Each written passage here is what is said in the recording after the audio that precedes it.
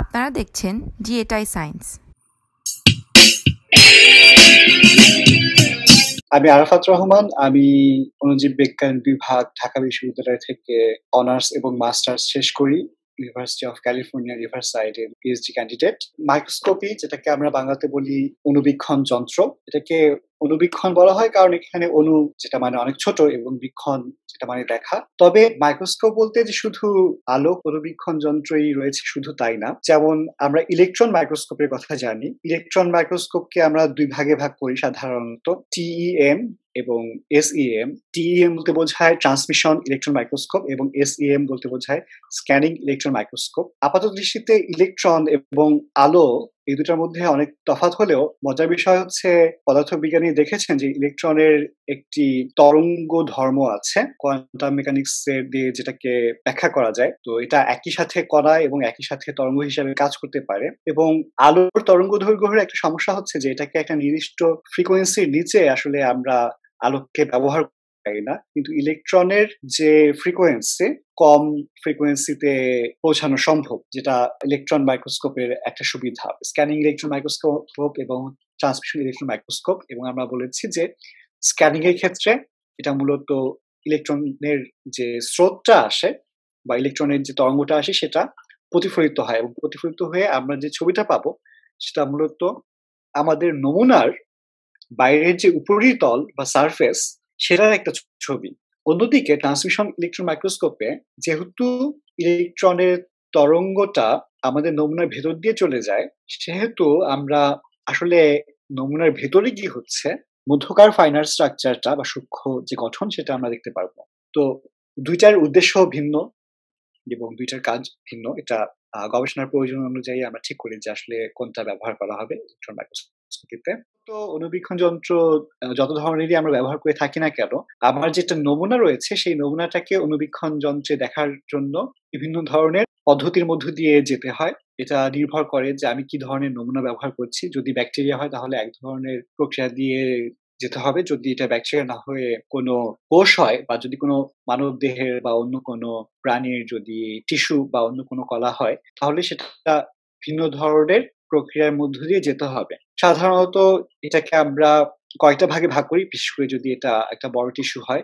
Fixation, dehydration, clearing, infiltration, embedding এবং মাইক্রোটমি। তো এই ছবিটাতে হয়তো কিছুটা বোঝা যাবে।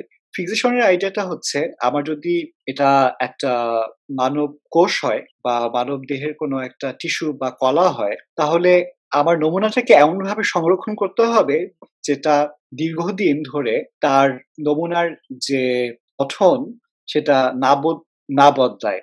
তো এই প্রক্রিয়াটাকে বলে ফিক্সেশন, এবং এটাতে আমরা সাধারণত ফর্মালডিহাইড ব্যবহার করে থাকি। এটা উদ্ভিদ বলি বা প্রাণী বলি সাধারণত ফর্মালডিহাইড বা এই জাতের রাসায়নিকই ব্যবহার করা হয়। ব্যাকটেরিয়ার ক্ষেত্রে বা এককোষী জীবের ক্ষেত্রে এটা খুবই সহজ। এটা জাস্ট স্লাইডের মধ্যে আমি যদি একটা ফ্লেম বা আগুন দিয়েই সহজে আসলে ফিক্সেশনটা করে ফেলা সম্ভব। ডিহাইড্রেশন হচ্ছে এর পরের স্টেপ বা পরের ধাপ। ডিহাইড্রেশনের উদ্দেশ্য হচ্ছে নমুনার মধ্যে যে টিস্যু রয়েছে সেখানকার পানির অণুগুলোকে আমরা বের করে দিতে চাই। এটার জন্য হয়তো অ্যালকোহল ব্যবহার করা যায় অথবা এসিটন বের করা যায়, এবং সাধারণত খুব কম কনসেন্ট্রেশন অর্থাৎ কম ঘনত্বের অ্যালকোহল সলিউশন থেকে ধীরে ধীরে বেশি ঘনত্বের এবং শেষ পর্যন্ত 100% অ্যালকোহল বা 100% অ্যাসিড মাধ্যমে আমরা স্যাম্পলটাকে ওয়াশ করি এবং তারপর আমরা সবগুলো পানির অণুকে বের করে দিই। এখন আমরা হয়তো পানির অণুগুলোকে বের করে ফেললাম নমুনা দিয়ে, কিন্তু এখন যে এই ইথানল রয়েছে বা আমার যে অ্যাসিটন রয়েছে এটাকেও তো বের করতে হবে। এটাকে রাখা যাবে না, কারণ এটা হয়তো পরে যখন আমি নমুনাটাকে স্লাইস করব ছোট ছোট ভাগে, হয়তো অন্য জিনিসের সাথে কোনো ধরনের বিক্রিয়া করতে পারে। এজন্য এটাকে এখন বের করতে হবে। এটার জন্য হয়তো আমরা এটাকে বলি ক্লিয়ারিং। এটার জন্য হচ্ছে জাইলিন অথবা প্রোটোকল টু প্রোটোকল এটা ভিন্ন হতে পারে। এটাও বিভিন্ন ঘনত্বের এবং বিভিন্ন সময়ের দিয়ে এটা আমরা এক ধরনের দ্রুতকরণ প্রক্রিয়া বলতে পারি। তারপর হচ্ছে প্রক্রিয়াটাকে বলে ইনফিল্ট্রেশন। ইনফিল্ট্রেশন বলতে বোঝায় ভেতরে মানে নমুনার ভেতরে আসলে এটাকে যেই জায়গাটুকু রয়েছে সেটাকে এক ধরনের প্লাস্টিক জাতীয় অথবা মোম জাতীয় পদার্থ দিয়ে ইনফিল্ট্রেট করতে হবে, যাতে প্রথমত স্ট্রাকচারটা চেঞ্জ না হয়, এবং হচ্ছে যখন আমি এটাকে কাটবো কাটার সময় যখন যাতে এটাকে সুবিধা হয়। এবং শেষ পর্যন্ত কাটার আগে আমার নমুনাটাকে হয়তো একটা মোমের মোল্ড অথবা একটা চিকেন মোল্ডের মধ্যে এমবেড করা হয়, যাতে হচ্ছে আমার এই স্লাইসটা তৈরি করতে সুবিধা হয়। বেশ একটা প্রক্রিয়া এবং একটু জটিল প্রক্রিয়া। তবে সাধারণত যদি আমি ব্যাকটেরিয়া নিয়ে কাজ করতে চাই, এত প্রক্রিয়া দরকার হয় না। আমি সরাসরি ফিক্সেশন করে হয়তো আমি সরাসরি মাইক্রোস্কোপিতে যেতে পারি। হয়তো আমাদের স্টেডিং করা লাগতে পারে। যেমন ধরা যাক, সাধারণত ব্যাকটেরিয়ার ক্ষেত্রে আমরা যেটা করি যে আমরা একটা নমুনা গ্লাস স্লাইডে নেই। সেখানে হয়তো আমরা এয়ার ড্রাই করি, যাতে হচ্ছে নমুনার সাথে যে পানিটা থাকে সেই পানিটা শুকিয়ে যায়। তারপর আমরা একটি ফ্লেম বা আগুনের শিখার মধ্যে দিয়ে খুব দ্রুত আমরা এই স্লাইডটাকে নিয়ে নেই।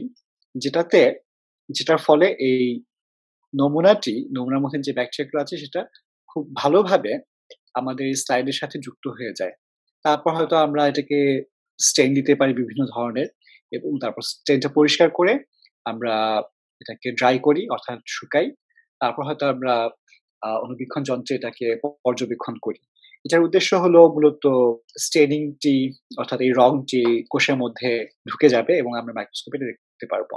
যেমন জীববিজ্ঞান ল্যাবে অনেকেই হয়তো মাইক্রোস্কোপে পেঁয়াজের কোষ দেখেছেন। পেঁয়াজের কোষ দেখতে অনেকটা এরকম হয়ে থাকে। এখানে দেখা যায় যে নিউক্লিয়াসটা নীল রঙের একটি স্টেইন দিয়ে বা রং দিয়ে এটাকে আলাদা করে দেখা যাচ্ছে। কোষের যে বিভিন্ন দেয়াল বা সেল ওয়াল, এটা বোঝা যাচ্ছে। তো অনু অণুজীব বিজ্ঞানে সাধারণত আমরা বিভিন্ন ধরনের ব্যবহার করে থাকি। যেমন একটা খুবই জনপ্রিয় স্টেইন হচ্ছে ম্যালাকাইট গ্রিন, যেটা মূলত আমার কোষে যদি স্পোর থাকে, সেই স্পোরটাকে আলাদা করে বোঝার জন্য ব্যবহার করা হয়। আরো একটা জনপ্রিয় প্রক্রিয়া হচ্ছে গ্রাম স্টেইনিং। এখানে কোষের বা ব্যাকটেরিয়ার কোষ দেয়াল বা সেল ওয়ালের বাইরের গঠন অনুযায়ী ২ টা বড় ভাগে ভাগ করা হয়, গ্রাম পজিটিভ অথবা গ্রাম নেগেটিভ। তো এই স্টেইনিং এর মাধ্যমে গ্রাম পজিটিভ এবং গ্রাম নেগেটিভকে আমরা আসলে স্টেইনের রং দিয়ে আলাদাভাবে চিহ্নিত করতে পারি। এক ক্ষেত্রে এটা পার্পল কালার অথবা বেগুনি কালারের মতো হবে, আরেকটা ক্ষেত্রে এটা হয়তো পিঙ্ক কালারের মতো হবে।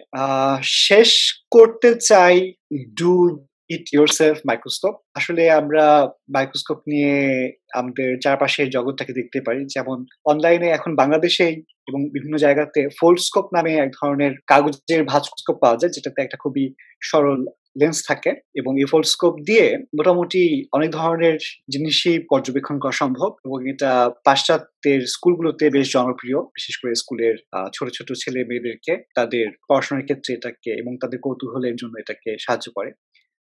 আপনারা দেখছেন জিএটাই সায়েন্স।